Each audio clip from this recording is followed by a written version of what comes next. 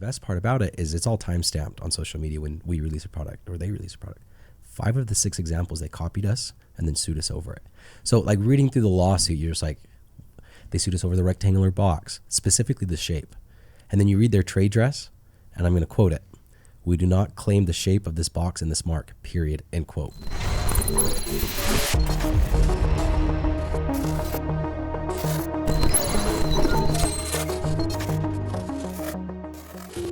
Bennett, thank you so much for coming on the show. You built an incredible business, and in some ways it's been like very public probably over the past like couple years, but I'm sure like at the beginning it wasn't public at all, right? You were just Correct. building. Yep.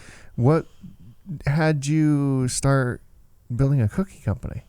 The story, I have no background in cookies. Perfect. Or food in general. I was in solar. I did some door-to-door, did pest control, all that. That's kind of the world I was in. My cousin got involved with Crumble.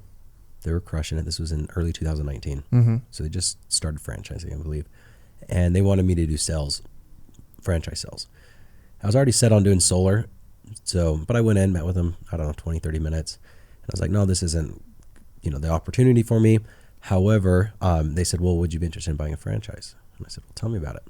They said, well, you have to move out of Utah and operate it. And, right there it ended the conversation. Yeah. I was like, oh, I don't want to buy my job. And I don't want to give up anyways.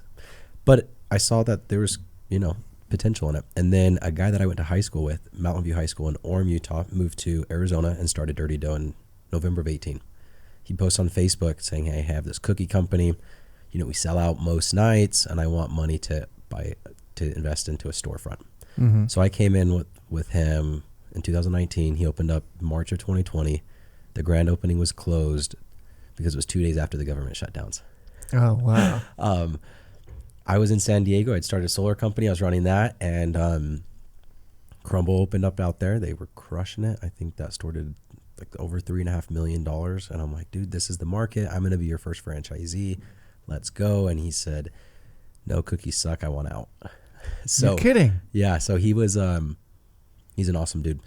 He was still the manager. He's still working that 80 to 100 hour freaking weeks. Never hired a manager. And he's just like, he dropped out of school for it. Yeah. And that was the only reason he went to Arizona. So he's like, we want to go back to Utah. Was he cooking them all himself and stuff? Yeah.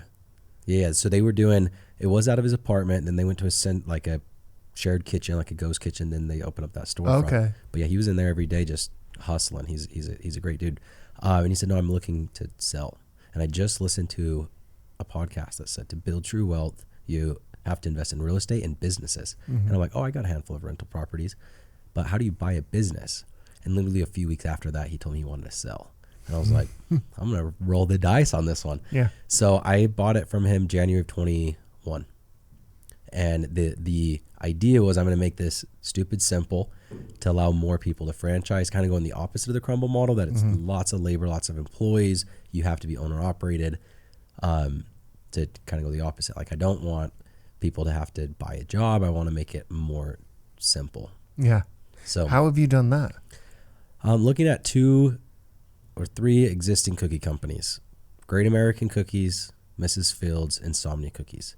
They've been around for 46 years, and 20 years. Interesting. All of them have over 200 locations open still, each.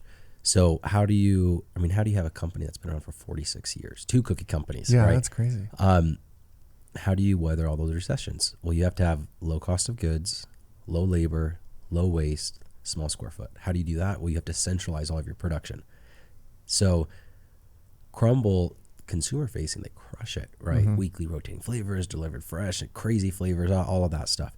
But the back end is every store orders your own ingredients. You hire your own employees. You have to mix 60, 70 cookies at a time. You have to hand weigh every single thing. You deal with your own waste. You don't get bulk purchasing pricing.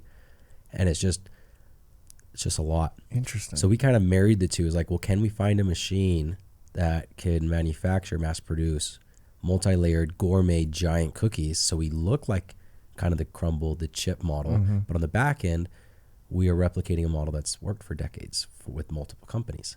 So we kind of married those two. So now you're kind of comparing our model to like a chip or Crumble. It starts with your purchasing. We purchase all of our ingredients go to one location. So you buy truckloads of flour rather than 50-pound bags. Last time I checked, we're about 30% less than Crumble's pricing that their franchisees are paying for.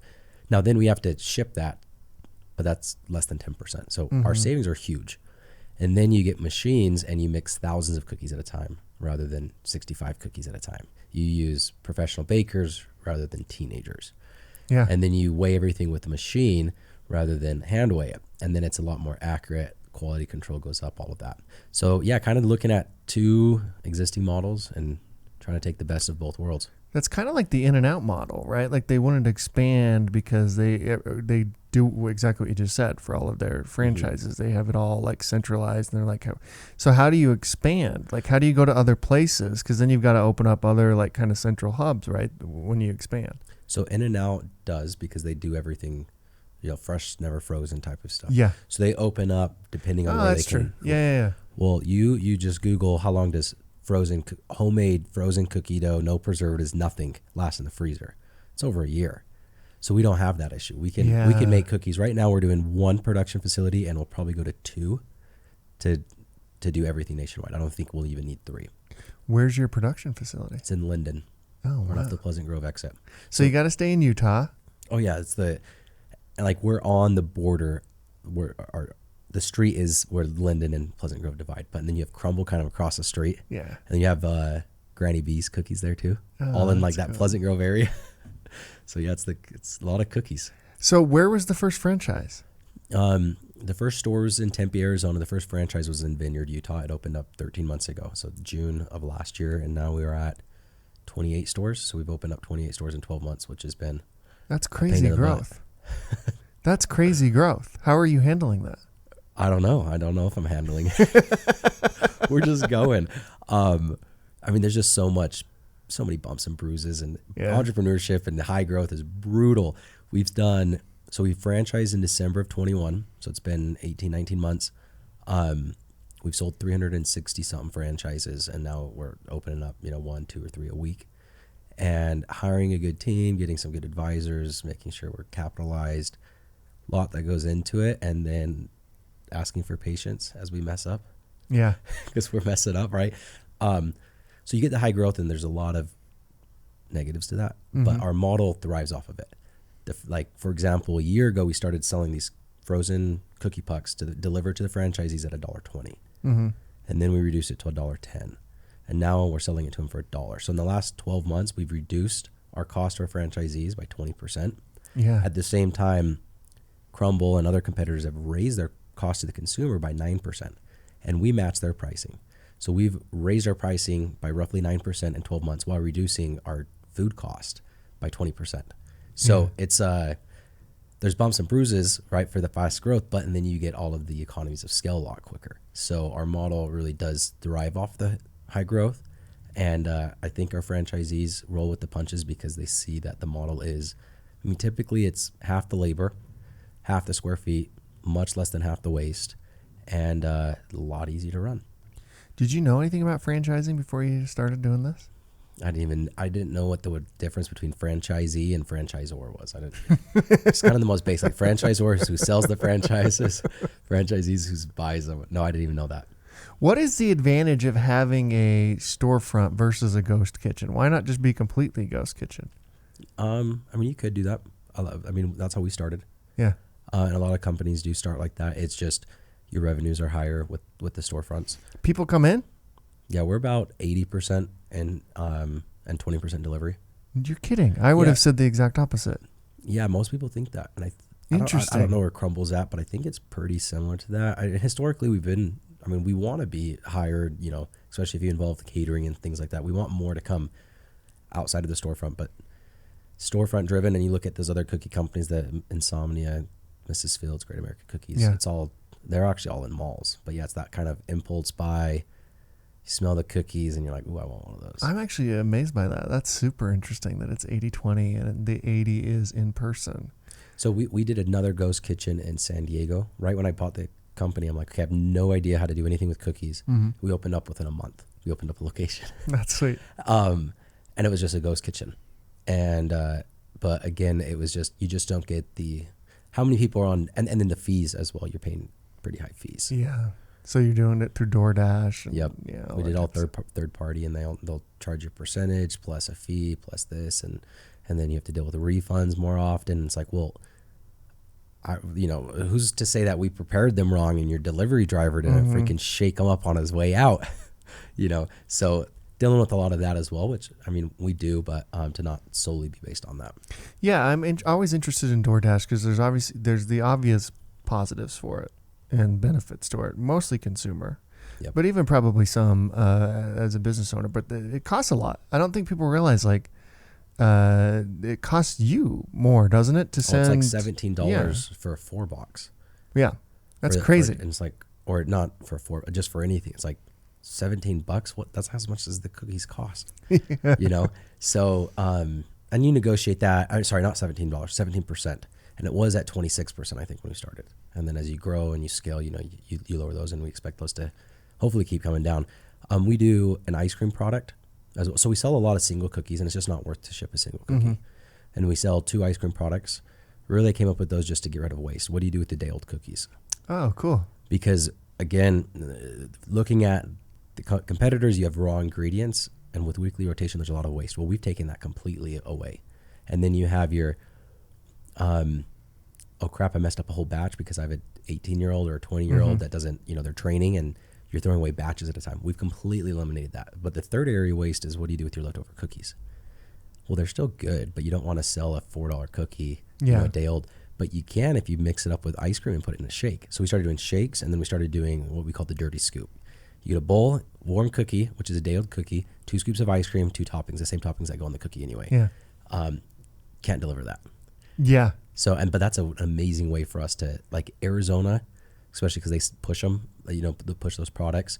They sell out. I mean, they have not literally, virtually no waste. They come at the stores that are really pushing those products, which is huge. Rather than throwing away 30 cookies every single night, or 50 cookies, or a dozen cookies, it doesn't matter. It's like, well, let's reuse these.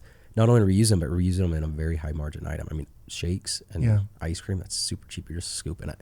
So yeah, that's super interesting. You really thought through like the waste stuff and the quality control. And yeah, the in and out thing makes a lot of sense because that all has to be fresh, but where you can just send them frozen wherever you want. That's pretty interesting. You've mentioned Crumble a few times. And I think probably was it Chip was maybe the first on the scene. In Utah, yeah. There's a lot of other companies doing that. There's been other ones doing it, but Crumble has just taken off. It's just sold out in the mammoth. United States. Yeah, it's just a beast They're of a company here in the state of Utah. And along the way, they've helped you. Yeah. So I think maybe a lot of people who are listening to this know, some don't, but they actually filed a lawsuit against you, right? Give us like the beginning details of that. Yeah, they filed it in May of 2022. We had 0 franchises. We had 1 corporate store. Interesting. And they're suing us. And it's like, oh, crap. And then you read through it. And look, I kid you not, there's pictures of cookies with sprinkles next to cookies with sprinkles. Yeah. And they have, I just explained our ice cream product, right? It's a cookie with ice cream on top. Well, they sell pints of ice cream. And for their photo shoot, they put scoops on top of it. Well, ours is a picture of our actual product. Vanilla ice cream on top is all you can see. You can't see the cookie. And an orange dirty dough cup. They have a black crumble cup with vanilla ice cream. And they put them side by side like what? Like our vanilla ice cream looks like your vanilla ice cream? Yeah. Yours is a staged photo. Ours is an actual product. Anyways, they had these 6 side by side pictures. And then the best part about it is it's all time stamped on social media when we release a product or they release a product. 5 of the 6 examples, they copied us and then sued us over it. So like reading through the lawsuit, you're just like, they sued us over the rectangular box, specifically the shape. And then you read their trade dress, and I'm going to quote it. "We do not claim the shape of this box in this mark, period," end quote. It's like, wait. So you specifically, word by word, excluded it, and then you're going to sue us over the shape.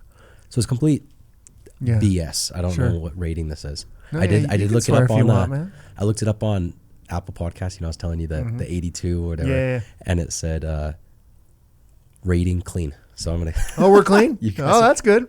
Maybe we should change that up. Yeah. Anyways, so they sued us. Nothing happened for about 6 weeks, and then KSL picked it up. And then so when KSL picked it up, I was like, oh, crap. now we have to get in front of it, right? Mm-hmm. So then I started posting about it, like, grandma, watch out. If you use sprinkles, crumble's coming. Yeah. And that gained some traction. We put up some grand opening billboards or Dirty Dough coming soon in May. Mm-hmm. No cookie company that I'm aware of, for sure not Crumble's, ever used a billboard. Mm-hmm. In June, they flutter the freaking freeway with billboards. And then so now the lawsuit's not public. So in July, we hit them back with some billboards, just kind of, like our cookies don't crumble with competition. Cookies so good we're being sued. Little things like that. And we had fun with it, and it made national news. So the nation was kind of like, look at these two cookie giants battling. And it's like, no, they're a multi-billion-dollar company, and we have one store open. So this isn't two cookie giants, but they brought us up to their level. And I know Burger King and McDonald's kind of had a similar experience. And then we sold hundreds and hundreds of franchises because of it. So they boosted our growth by giving us that platform. And then, but the lawsuit, there's still negatives to it. Mm-hmm. Sure. But it's so stupid that it's like, well, anybody could just read it. Like those examples, it's not a he said, she said battle. It's like, no. If you have a phone, you can verify that this is BS. Yeah. If you know how to read what I just read to you about the trade, like, it's BS. A cookie company can't own the rights to whimsical designs. That's what they put in the lawsuit. Dirty Dough uses whimsical designs. And it's like, what? So that helped us. We did some commercials, making fun of it. When you first got the lawsuit, though, what was your immediate reaction? The immediate reaction was a gut punch. And it's like we were still losing money, right? And it's like, oh, I don't have any more money to lose. We're done. Mm-hmm. And then I read through it, and then I'm like, okay, I've never read a lawsuit before, but this seems silly. And then talking with, a handful of attorneys, they all were just laughing about it. They were just like, oh yeah, this is, this happens. And it's, to me, like looking at, because we are waiting on a motion that we filed for a countersuit. I could sue you today because your glasses reflect light in my eyes. Yeah. And then that's damage. And I can sue you tomorrow. And if you want to get an SBA loan the day after, you can't until we resolve this. Crazy. And I can drag it out for at least a year for you to say, wait, no, we're talking, like, this is a podcast, guys. Like, it's okay. I have glasses. That's his fault. It doesn't matter. I could just delay everything, right? Yeah. Delay everything. And then you're into it tens of thousands or hundreds of thousands of dollars before you can say, you guys, this was all a joke. Yeah. But it 100% prohibits you from getting that SBA loan. There's no questions asked. You just can't if you're in an active lawsuit. So I think it's an unethical business tactic. It's legal though, right? Yeah. It's against it's legal, but I think it is unethical to leverage that. And there's been some other evidence that's come to light that I think it was all planned. Interesting. Really? I guess I'll limit what I say on that. But yeah, that's what we've been saying from the very beginning. Like, this was an attempt to stifle competition. And why would they be scared of you with one store though? I don't get it. Did they see the potential that's now here, and they were trying to stifle that immediately, or? I don't know. I mean, they sued a lot of companies. Well, I take that back. They threatened to sue a lot of companies. They sued two companies, us and Crave. Jason McGowan, the CEO of Crumble, he hates the owner of Crave because they competed in men's wedding rings. So it was like a personal vendetta. What? That's crazy. I mean, I've heard it from Jason himself, and I'm just like, and I know Trent, the owner of Crave. He's awesome. I was actually just texting him again today. And then my brother worked for Crumble for like 2 or 3 months. Okay. So it was a personal thing more than anything, I think, of just like, oh, we're big, we can do whatever we want. Or I like to flatter myself and say it's because our model's so much better.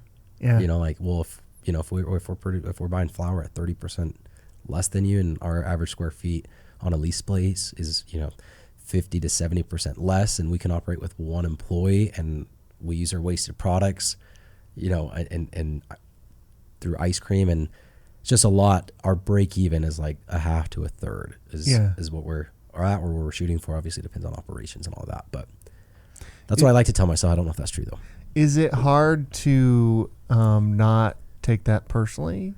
Like, do you have like a personal thing now with Jason, or is it just yeah, I think he's an asshole. Really? Oh yeah, I've talked with him a decent amount, and I've told him. But the last conversation we had was pretty heated for the first 10 minutes, and this was after not talking for like 8 minutes or 8 months, because he wouldn't talk to me anymore. And then he gave me his point of view, but it didn't line up with any of the facts. So I was just like, well, you can't say that that's what you're thinking when here's text messages that prove otherwise and emails that you send that prove otherwise. I think it was a very poor decision, but there's liability. So as a franchisor to the franchisee, the whole thing is, how do you not get sued? Because there's just freaking everybody suing everybody. Yeah. So if you buy a Dirty Dough franchise and I, as the franchisor, inhibit your sales or your growth, whatever, you can sue me. So now that Crumble filed this BS lawsuit and there was tens of thousands of people boycotting Crumble, those are the franchisees that are getting hurt by a bad decision corporate made. Yeah. So he has to back that up, because if he just drops everything, then that opens up him to being sued by his own franchisees. So he tries to justify it, but I'm just like, dude, you can't sue somebody over boxes. I don't, like, your trade dress says that. Why'd you sue me over examples when you copied us? Well, I don't know, the attorneys and blah, blah, blah. I'm like, dude, you're the CEO. Don't just sue people over nothing and then blame it on your attorneys or whatever, you know, kind of just excuses. But we had a preliminary injunction hearing, and court's boring, but that wasn't boring. How did that go? I was laughing out loud, and the other attorney's like elbowing me, like poker face. I'm like, this is so funny though. Like, what do you answer when you say, do you believe you own the rights to put sprinkles on a cookie? Like, you say yes, then it's like, well, you're an idiot. If you say no, then why'd you put in a lawsuit? And then you do the same thing with every single point in the lawsuit. And it's just him answering every single question wrong for a few hours. How is that lawsuit going? It's not settled yet, is it? No, we're still, I mean, the tactic was just delay. Yeah. So 13 months later, we still haven't even received all the discovery. Really? Yeah. We still requested more. Anyway, so it's going slow. But I don't think it'll make it to court. I mean, we were on CNBC, and their third-party attorney said this isn't going to even make it to trial. I mean, so not court, but trial. It's just a delay tactic. Interesting. So at what point, because like you said, like, you read the lawsuit, you're like, oh, you started posting things on like LinkedIn or social media and stuff where it's like, hey, watch out, if you put sprinkles on a cookie, you get sued. But at what point did you turn it into this campaign that's now infamous, which is like these that was the videos first post. and things that you did? So the first post started it of just making fun of it, right? Yeah. Like lighthearted, granny, watch out. That was the first thing. And then I think the second thing was probably the billboards. And, you know, it was a lot of back and forth. Yeah. You should do this. You can't do that. That's too risky, blah, blah, blah, blah. I'm like, I don't freaking care. We're doing it. I didn't want to be rude, but I wanted to be, you know, playful with it. But I'm like, you guys, this is stupid. Let's make fun of it for what it is, and it's silly. So let's be silly with it. And then we started doing the videos, and somebody had contacted me, James Dayton. He just spun off. He was at Harmon Brothers and started his own thing or something. He's like, let's do these videos, and same thing, going back with legal and the rest of the Dirty Dough team. And it's like, I don't know, this is really going to piss them off. It's like, well, who cares? They're already suing us. Like, what? Are they going to sue us again because they're mad now? Like, they're already suing us. Yeah. So I just went with it, because going on like all of those videos, I made sure that they only touched on points of the lawsuit where that was against all the advice that I got. Yeah. Of like, no, you can't address the issue about boxes because that's in the lawsuit. That's sticky. And I'm like, no, that's why I'm going to address it. So I don't know. I just kind of felt like we're anybody in entrepreneurship. Now, if we knew it's not going to be easy, so when we get, you know, kicked in the teeth, what do you do? And, you know, it's not, definitely not my personality to be like, oh, I'm going to kind of hide and hope it goes away. It's not going to go away. Yeah. There is this thing about competition that's kind of interesting. Like Peter Thiel's like, hey, you want to build a monopoly, right? But you do. Like, who wouldn't want to build a monopoly and reap all the rewards that come from that? Like a Google or an Apple with their, you know, marketplace, like that's really cool. But when you're like, I'm not in the cookie business, right? And so when I look at that, it's just so obvious. It's like, hey, competition's great. It's actually great for Crumble. It's great for everybody. So let's just let people compete and not like slow that down. However, it would be slowed down, right? But when it's your own industry and when it's your own company, you get a little jaded on that. It's not as clear cut to you. You're like, well, I've been doing this for, whatever the reason I've been doing this for 2 years. I mean, that's what, like whatever it is. It's like, hey, we were the first to do this, and let's go. Like so nobody else should be able to do that. And this is the question I've asked on anybody who's ever defended Crumble. There's 2 questions. And I've even asked their attorney in court, and he said, I'm not here to answer questions. Because I was on the witness stand. Anyways, if you could point out one trademark that was violated or one thing that was copied that Crumble was the originator of, then I'll agree. Yeah. There's not one thing that Crumble did first. Not one thing. They didn't do a 4-box of cookies first. They didn't do warm cookies. They didn't do weekly rotations. They didn't do anything first. So that's where it's like, well, no, you didn't do any, like legitimately none of that first. Yeah. So how do you justify it at that point, right? It's just, I don't know, bad advice from a lawyer or bad ego. I don't know.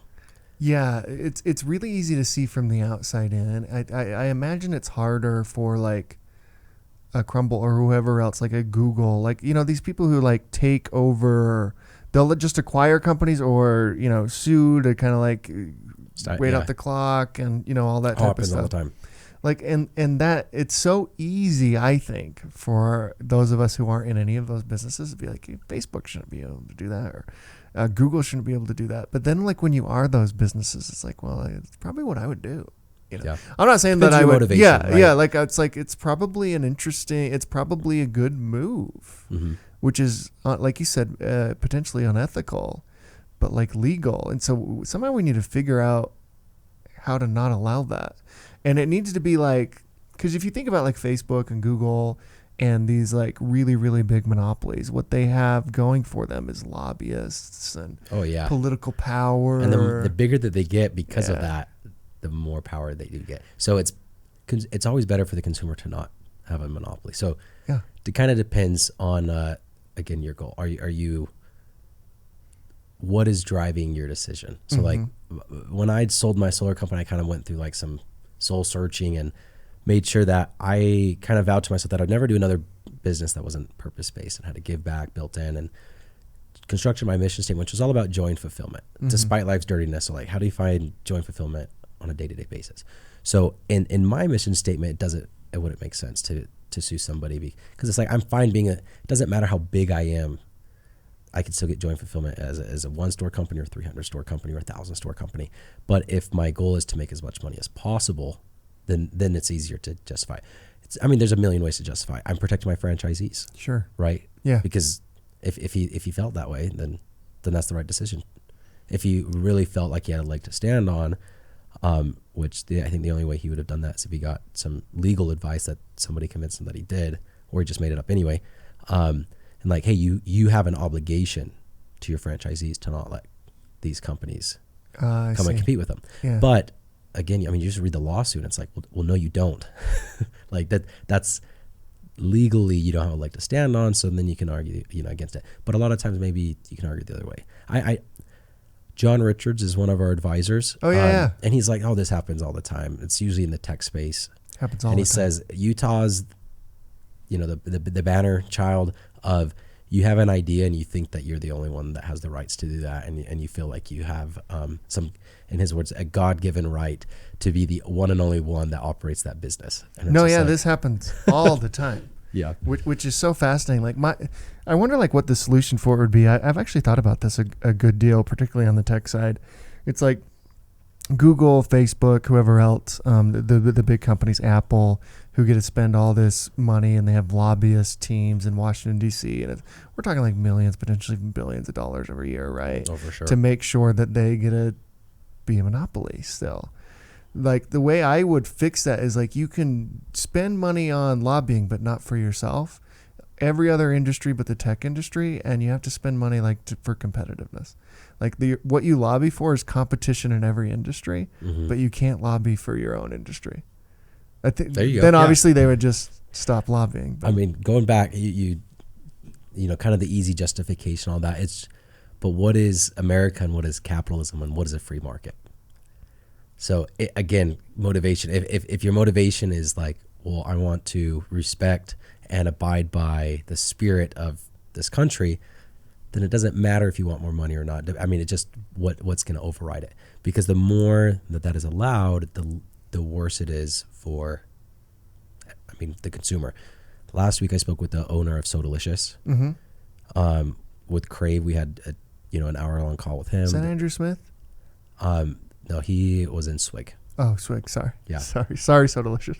I can never keep track. But I've also spoken with Andrew Smith. Sure. And Chase. I just forgot his last name. He's the president of Swig. They're freaking awesome.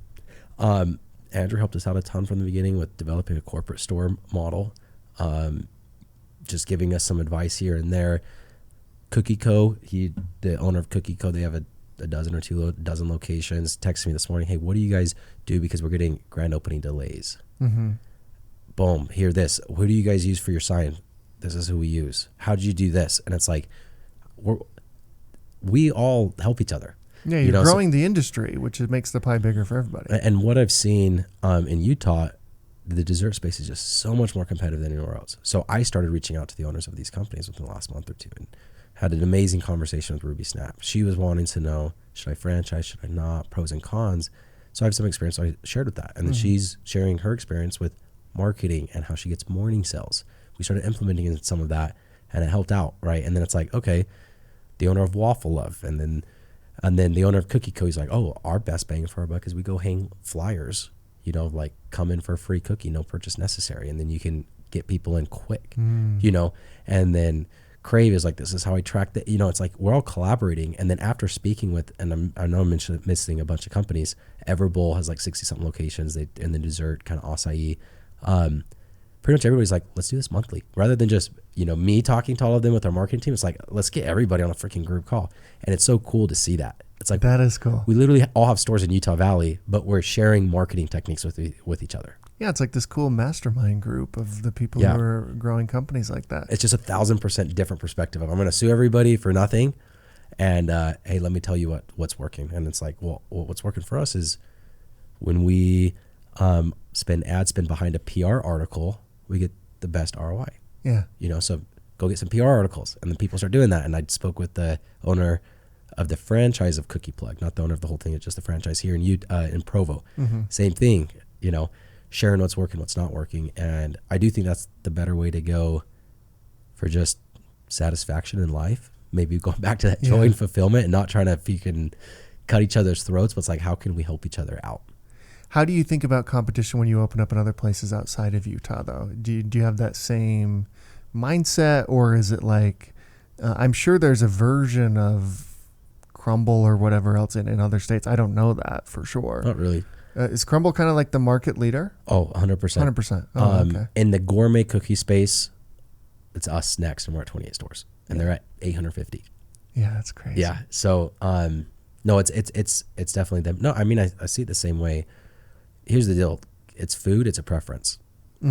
You see McDonald's and Burger King across the street from each other, and then Wendy's on the other corner. It's like, it's a preference thing. No matter how good McDonald's thinks their hamburger is, other people are always going to prefer Wendy's or Burger King or In-N-Out or whatever. Yeah. So, and our cookies, I'm going to argue, are the most different than any other cookies, because everyone is a 2-layer cookie, 3-layer cookie, stuffed cookie. So it's like, you look at a cookie, it's a peanut butter cookie on the outside. You break it open, there's chocolate dough, and in the middle it's hot fudge injected. Nobody else is making that. Nobody else in this gourmet cookie company or gourmet cookie space is making a gluten-friendly product that I've seen. We have the best one out there.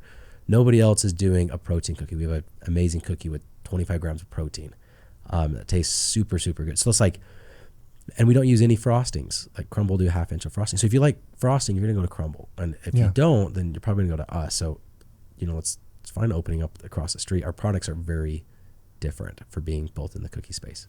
Do you worry that this is just a fad? This cookie thing? Or do you think it, like, because it could be and it could not be, it doesn't seem like it is. Like, if Crumble's killing it like they are, you're growing like you are, that doesn't seem like a fad. I would say yes and no. So I 1,000%, I'm going to say that this is crazy and it's not going to be sustainable. But I'm also going to look at examples of Mrs. Fields and Great American Cookie Company being around for 4.5 decades, having their ups and downs. Great American Cookie Company is just shy of 400 locations. 40 years later, Mrs. Fields is at 200. So looking at what's existed, no. And why do I believe that's happened? Well, we had this frozen yogurt thing come up, but who ate frozen yogurt before it was a thing? Nobody did, right? Yeah. Like I never ate it. What about cupcakes? That was another thing that kind of came and went. Mm-hmm. Who was eating cupcakes other than birthday parties? Okay, well, when was the last time you had a cookie outside of the gourmet cookie space? We're eating cookies all the time. Pretty often, yeah. You're eating a freaking Oreo or a Chips Ahoy or a cookie at a gas station. Like, cookies are more like candy bars. Like, it's a more staple, or like an ice cream. Like, we just eat ice cream. Ice cream's not a fad. But I do think sales are normally high right now, and they will come down. And that was my fear from the beginning. I think we're already starting to see it, talking with a bunch of other companies, and it's more the saturation, maybe more than anything, and maybe a little bit of the economy. And that was my fear, is we're just going to shoot up and shoot back down. So how do you weather the recessions? Again, look at the companies that already have. Mm-hmm. Can you operate with low cost of goods, less than 1,000 square feet with one employee? If you can, your break even is so low. You only have to sell freaking few boxes of cookies a day, and you can keep the lights on. Where like Crumble had a store, and they report this publicly. Mm-hmm. If you're a franchise in California, Wisconsin, a few other, you can go look up anybody's financial or franchise disclosure documents, which sometimes include financials.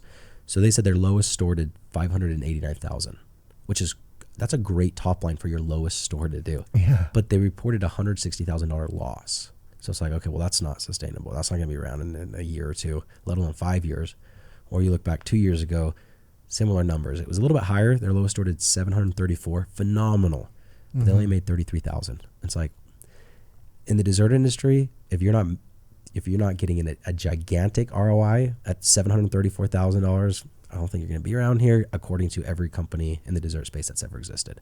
Yeah. So I planned for it, I guess. Yeah. I knew it was going to go down. Yeah. I knew it was going to go down. So how do you invest up front to make sure that we are planning for when it comes down to normal levels, that we can survive, and not only survive, but stay profitable and keep franchisees happy? You know, it's interesting. Probably the best corollary to your industry, the cookie and dessert market, is the soda shops, like the Swigs and the Sodalicious and stuff like that. And their expansion has been incredible too throughout the country, and throughout everywhere. At least I know for sure Swigs has been unbelievable. For sure. Yeah, just it's crazy what Andrew and that team have done with that thing.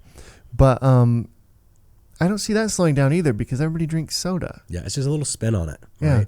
It's like, let's take something that we drink every day or every week and make it a little bit better. Very similar to I like that comparison. We're already eating cookies. Yeah. Right? I had s'mores over the 4th of July, but I couldn't freaking get the graham crackers. So I went to the gas station and had graham crackers, but they have those Elmer Fudd stripe things. Oh, yeah. That was my graham cracker. But that's a cookie, right? Yeah. And that's just something I didn't buy. I own a cookie company, but it's like, no, that's just part of your purchases. It's just a better version of it. Yeah. If you talk to Crumble, I remember hearing them say a while ago, it's like, no, we're doing what pizza companies did. We're making it, people thought pizza was a fad, but because it was delivery and this and that, it was a staple thing. I don't really agree with that. I do think, we're in a big craze and it's going to come down. And then, but I think looking at the models that have existed, that we're poised really well for it. Well, it's really interesting too. Like I see soda shops open up all the time, and there's just like one.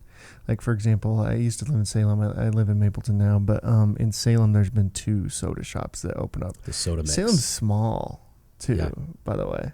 Like, I don't know that it needs 1 soda shop. Yeah.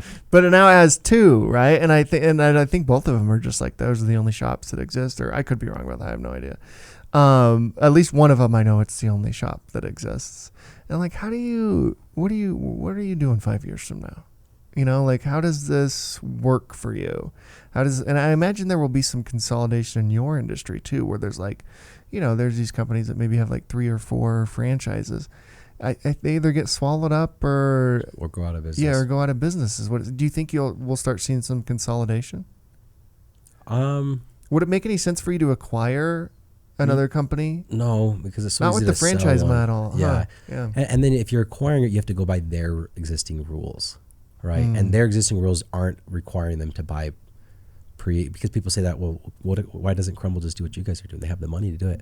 Well, yeah, but you have to do it first, which Yeah. was freaking scary as shit because we were into it a few $1,000,000 before we opened up the first franchise. Because you have to buy all the equipment and the warehouse and the logistics and the trucks and everything. But when I sign a franchise agreement, they have to buy the dough through us. If you buy it with anybody else, you don't.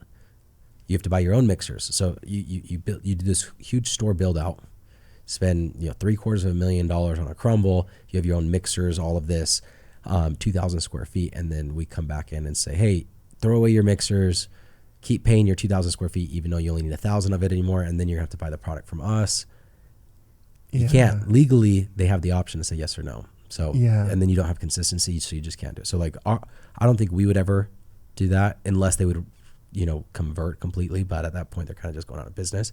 The issue that the mistake that I've made, and I think other people are doing the same thing. It's like, okay, well, one crumble successful, so let me do a dirty dough, right? Yeah. But in the background, Cookie Plug's thinking the same thing, and Cookie Co's thinking the same thing, and Chip's thinking the same thing, and Crave's thinking the same thing. So we look at the market and we say, okay, there's 5 cookie companies here in Utah Valley. Let's sell another 5. Well, then you do that across 5 different companies, and now there's 37 cookie companies in Utah Valley with only 700,000 population. And it's like, that's unsustainable. It is unsustainable. So companies will go out, over time, it's just who can keep the lights on the longest, which again, I'm going to argue that by far we have the biggest advantage. But it was a mistake. I don't even know how to avoid that other than, I guess, planning on other people without knowing their plans, just kind of assuming. But yeah, we run into that. And I think that, I just read an article today because we had a PR article come out in Fishers, or Indianapolis area. When we looked at that area, there was one crumble and heard that it did $4 or $5 million. It's like, sweet, let's throw through a few dirty doughs. That was a year ago. Yeah. We've opened up 2 in the last month there, and crumble went from 1 to 7 in that one market, Oh, wow. So it's like, oh, okay, that's fine, right? But now what if everybody wants to do that same thing? Yeah, that's crazy. So I think that's what's happened with the soda companies as well. How much does it cost to open a dirty dough? And what is how do you decide who can have a franchise and who can't? We're looking for, in a picture perfect world, you have somebody that is a multi-unit food franchise operator. They own 85 guys, or they own hands full of Roxbury's or Firehouse Subs or Dickey's Barbecues. Those are the ones. But it's, that's kind of picture perfect model. I guess second is, do they have business experience? Do they know how to operate? Are they involved with the community? Like we opened up North Dakota, and I don't know how much business experience they have, but they're crushing it because she's so involved in the community and posting and getting the PR and just like so friendly and detail oriented that she was awesome.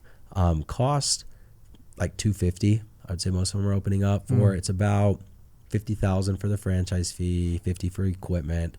Your construction costs, our average last time I checked was like $147,000, and then you're getting about $37,000 on average back in tenant improvements. So the net build out cost was about $110,000. Signage, opening inventory, tech, kind of miscellaneous costs there. Do you guys make sure they're all built up to snuff and you have all these kind of standards and stuff? And we had one that was built, it was supposed to open like 2 or 3 months ago. It still hasn't opened because we're like, well, you can't open it with the wrong paint. It sucks, and the wrong oven too. But it's like, I feel for you, but at the same time, like, it's going to hurt the entire brand. You kind of have to see bigger picture, and that's why we have the agreement. So yeah, we haven't let them open. What's it like to travel to North Dakota or Indiana or anywhere around the country where there's a franchise and see dirty dough there? That must be incredible. It was cool. So I usually don't travel to them because we, 2 or 3 a week that we've been doing, it's like, I can't do that. Yeah. But I did just get back from Indiana because there's a news interview there, and then I went to Cincinnati. I was trying to go to Louisville. They're all within, an hour and a half, 2 hour drive. I didn't make it to Louisville because I was only there for 48 hours. But that was really cool. Like, wow, we have 2 stores here. And then drive into Cincinnati, and I'm like, oh, there's a store here. That's incredible. It is cool. In September, I remember I had my Dirty Dough shirt on, and I went to this conference in Pennsylvania with my Dirty Dough shirt on. And we had 5, maybe 6 stores open. And I had dozens of people. I think I was the most recognized brand there, and it's like, oh, we opened up our first store 4 months ago, but because of the lawsuit and that exposure, it really made us a really good name. And that's a cool feeling, but it's also like, fudge, I have to meet these expectations now, right? Now there's people some think are responsibility. so much bigger than what we're actually are. It's like, no, we're still startup phase. We opened up our first franchise 13 months ago. We're still figuring this out on the fly, building the plane as we fly, building the runway as we land. I've heard all of our advisors tell me a different analogy of that, but we're going. Where would you be if not for the lawsuit right now? We were going good. We had sold 60 franchises at the time the lawsuit hit.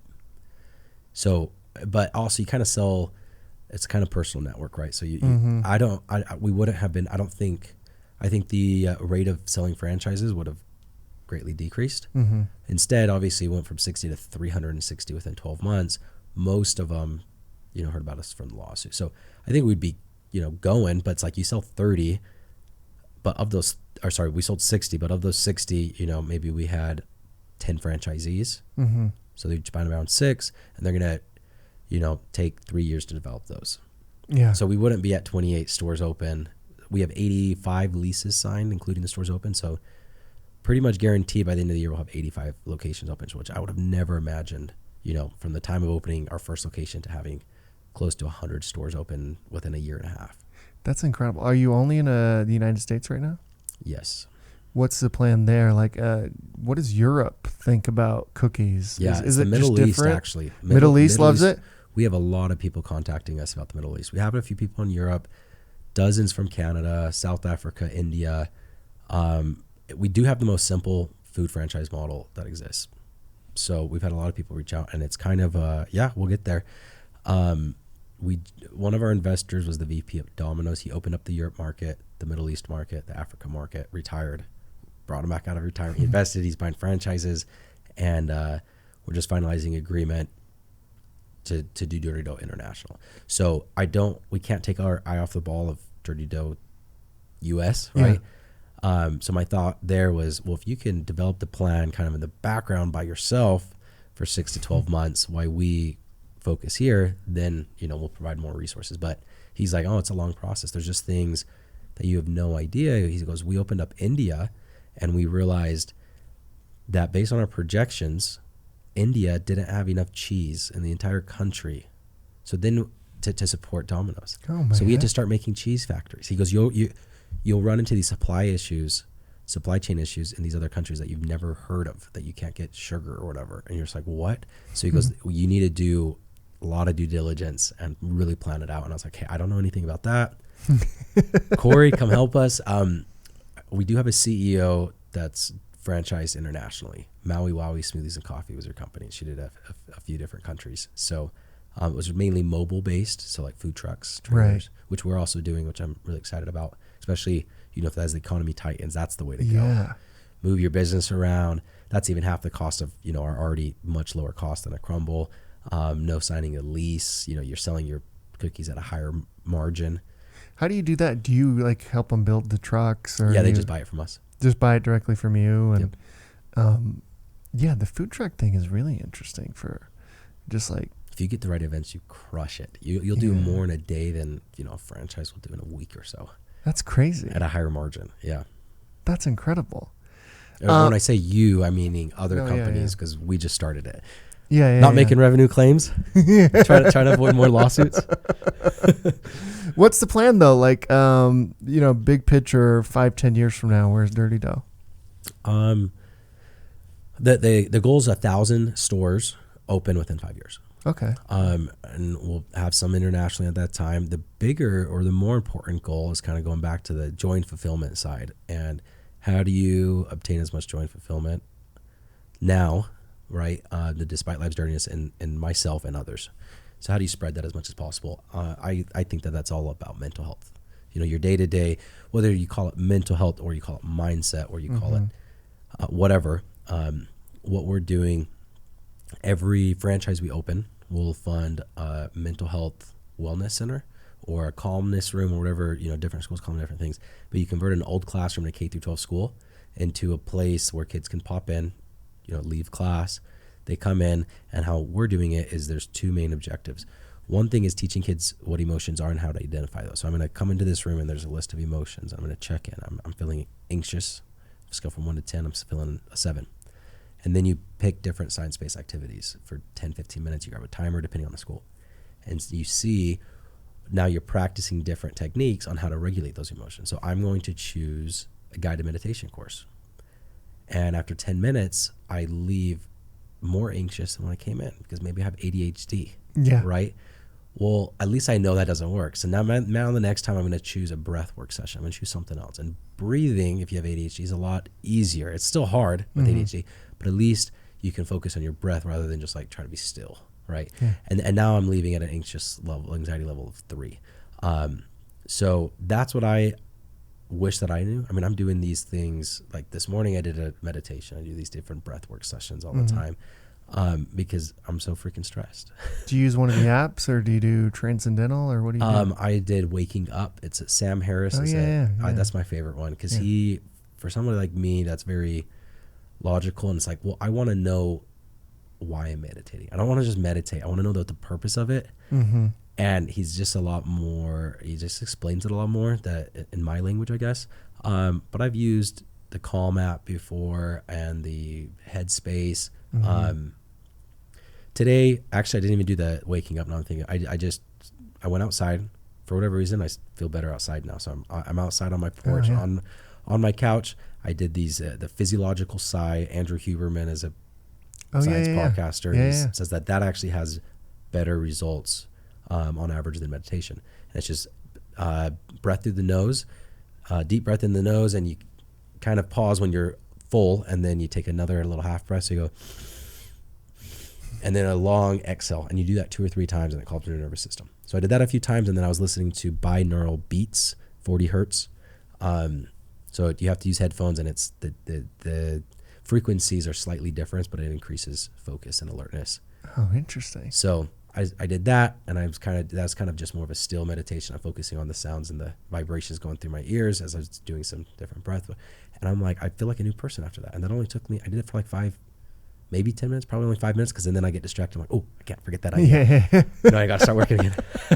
So try to go as long as possible. I would have loved to learn that in school because I was stressed with, not like business stress, but it's like I was in sports and I was a high performer in that, and then college and serving a mission. Like, oh man, these techniques would have helped me a ton. I wish I would have learned these when I was in school. So that's what I'm more passionate about. I think I can make a real big difference on educating. So every franchise we open, we'll do one of these, and per year is my goal. And that's why you chose mental health, because it would have been good for you, or is there like a more personal or more like what's the tie to that in terms of like the company? Because there are companies who like I think Tom's Shoes probably was the one that like, hey, you can tie a company to a mission, which is fantastic. Cotopaxi does that here in the state. You do that, but I'm always fascinated by the cause they choose. And I'm even more fascinated by yours. Like, mental health is a really interesting one. Yeah, and that's something that I never really knew much about at all. Like, it was 2019. Jonathan Haidt, listened to his podcast. He said there's a rise of mental health crisis. I was like, what? I don't even know what that means. And a graph pops up because people say that the rise is caused to just comfortability of talking and openness about talking about anxiety and depression. He goes, I'm gonna argue against that. And there's this graph. And it shows hospitalization rates due to self-harm in girls 9 to 14 years old. And from 2010, when these 9 to 14-year-olds don't have cell phones and don't have social media, to 2015. It's only 5 years. And then now this is outdated, right? It went up 189%. And I'm sitting there with a 2-year-old daughter and a newborn daughter. I don't even know how to talk about mental health. Like, how am I going to help them when the stats are so high that they're going to go through something? So that's kind of the first thing. Didn't do anything with it because I didn't know what to do. It was when I sold the solar company that I hit these goals that I had in life of, I'm going to put everything on aside, health, relationships, whatever. I'm going to work whenever I need to be, because I'm doing it for my family. I'm doing it for my wife. I'm doing it for my kids. It doesn't matter. I got up to 310 pounds. Like, I was a big dude just working away. And then I sell the solar company. I had dirty dose still. And I was like, sweet, I got the dopamine hit. Now I get to relax. Well, it wasn't even a week or two until I started doing the same thing. And I'm like, oh, I'm going to do this for the rest of my life. I'm going to tell myself that I will be happier when for the rest of my life. And I need to break that out right now. And I watched this other show that it's called Billions on Amazon Prime. Yeah, I've seen Billions. And the dude, the Bobby Axelrod, had an ayahuasca retreat because he had a $10 billion net worth and it went away, right? That dopamine hit. And I was like, okay, I didn't hit 10 billion, but it doesn't matter. Whatever I hit, I'm going to keep doing the same thing until I hit Bobby Axelrod's level, and then I'm going to keep doing it. Yeah. So kind of, I know it's fictional, right? But it kind of hit me. And I'm like, I'm going to be Bobby Axelrod when I'm 50. It doesn't matter what I hit. It doesn't matter the net worth. I'm not going, if I place my joy and fulfillment based on a monetary value, I'm going to be fat and bad relationships for the rest of my life. So I snapped out of it. And then I started seeing a therapist. And then I'm like, oh, we are emotional creatures. I told myself I didn't even have empathy for so long. I just hit emotions. And then it's like, wait, you're telling me that everything I do is based off of an emotion that I want, not a physical item, but it's the emotion behind the physical item. And I'm like, okay, so why don't I focus on emotion, right? It's no longer what's the best decision to make me the most amount of money, but it's, okay, that's still the decision or the thought process. And then I say, but what is the money going to give me? Specifically, not the items, because that's just more object, but what's the emotion that I want to feel? And how do I get that emotion now? So it's not, I need to wait till I get more money, because money equals time off of work, and time off of work means vacation time. Vacation time equals times with my family, and time with my family makes me happy. How about I just cut all that crap out and just go for the emotion and just have it every freaking day and just stop working, put my lawn chair out, grab a beer, freaking get my speaker and watch my kids play in the street. And that's what I do every day. And then we get on the little freaking electric bike and we go feed some cows some carrots. And then we go to Walmart, and it's just like we have daddy-daughter dates every single day. And I'm like, oh yeah. So anyways, that's long answer, but it was the solar company. It was kind of that first podcast, then the selling the solar company, to really be like, okay, I don't even know what the hell I'm doing. I'm just going through life. I don't have a purpose. And then I got down on my purpose, which was joy and fulfillment. If I want joy and fulfillment, it starts in your mind. What is your morning routine like then? My first alarm goes off at 6:55 and my second one goes off at 7. Perfect. If we want to get detailed. I do a coffee and another drink that has creatine, glutamine, prebiotic fiber, electrolytes, and then either pre-workout if I'm working out that day or BCAAs if I'm not, and then collagen and then it has collagen as well. So that has like 20 grams of protein, and then my coffee has 10, so I'm getting 30 in the morning. And then I look at these lights in the morning as well, light therapy. Oh, interesting. So that comes from Andrew Huberman. Mood support. The number one driver to increase mood is sleep, and the number one thing to increase sleep is looking at bright lights in the morning. It resets your melatonin levels, raises cortisol to wake you up. So I do that, and then I'm listening to the binaural beats typically. This morning, I skipped the light things because I wasn't working out this morning anyways, and I just went outside instead, because the same thing, you can go look at the sunlight. So that's what I chose to do today. So that's typically how I start the day, and then I'll hit the gym at 7:30 to 8, just 30 minutes, and that's. Do you do the ice bath thing? I have an ice bath in my garage and a sauna. I knew you'd have an ice bath thing. And I have a red light therapy, like a full body red light thing hanging on my shower. That's cool. So I'm trying to explore it all and just seeing what works, what doesn't work. Does your wife do all this too? Is she bought into this, or is she like, you're nuts? She does the red light therapy thing because she just turn it on while in the shower. She does a sauna here and there. She tried the cold plunge and just screamed for about 20 seconds, got out, hasn't done it again. I don't know if she uses the light. She's like, oh, why don't they're in your office? So I was like, okay. Well, I bought another one next to the coffee maker, and I bought another one next to her bed. I don't know if she uses them. So I try to get her to do it, and then I take regular blood tests as well. Oh, okay. So I do testosterone injections, and then I do L-carnitine injections, and now I'm on some weight loss thing. That's an injection a week. Is that like the Wegovy? Semaglutide is the compound, but the Wegovy is the. Yeah. I go black market. Yeah, that's cool. You buy the compound online, and it's in a powder form, and you just have to mix it yourself, and it says not for human consumption. But it's the same thing. At least that's what my nutritionist says. We'll see. Ask me in a little bit. So how are from a fatherhood perspective, do you feel like, hey, that's my top priority? That's the great. Yeah, same. I think that's my biggest accomplishment is being an amazing father. Yeah. And I think I'm a really good husband as well. My wife might argue some days, but But I mean, we have been so open about this. But before it was like, oh, we never got in fights. So in my mind, it's like, oh, we have a great relationship. You know, growing up with a mom that's been divorced 4 times and, you know, very aggressive. I'm like, oh yeah, we've had the best relationship I've ever seen. And then come to find out, my wife's like, no, we were roommates. I was like, what? We weren't fighting though. She's like, no, I didn't feel your love because you're just always freaking working. Yeah. But that all came out, you know, after kind of this little transformation. So I think that's been very, very different. But yeah, being a father is, yes, no, super proud of the moments that I canceled work stuff because my wife reminds me, and it just happened again last month.